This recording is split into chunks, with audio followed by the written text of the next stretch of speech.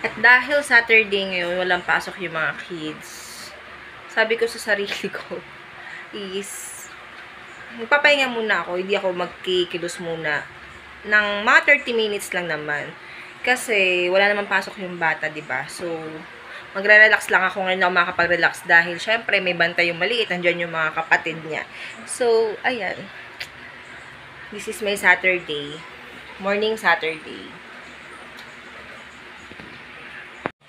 Alam nyo ba guys, na pag once natulog yung maliit ko, napaka-peaceful ng bahay. Kasi walang umiiyak, walang irritable, walang ungot ng ungot, walang gapang ng gapang everywhere. Alam ko naman guys na talagang pag once na mga ganong buwan, or mga, alam nyo na, mag 1 year old is talagang, ano yun, talagang bantayin. Kasi,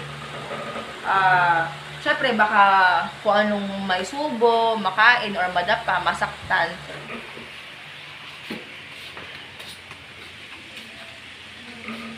Paano ako?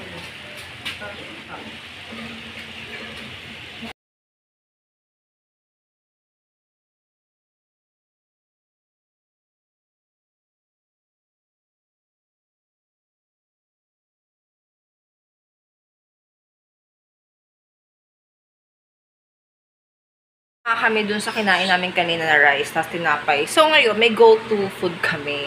Ayan, yung pancit canton. So, nagluto ako. 3 sa 2.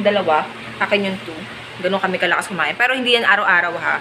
Kasi hindi naman maganda yung laging instant noodles. Okay? So, ayan. Akin yung orange. Yan sa kanila tong hot.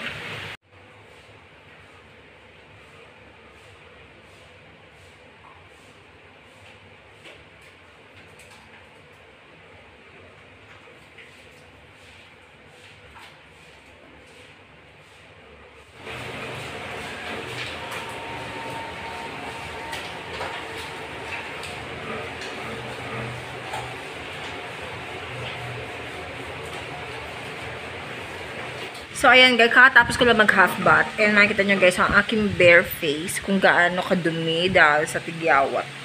Ayan. So, ayun na guys, ayun lang ang aking vlog for today. Sinamahan nyo ako mula morning pag-gising ko hanggang sa aking pagligo. At ito, ay, nako, na-stress talaga ako, nagbe-breakout ako. Ayan, pero okay lang yan. Mawawala rin naman yan.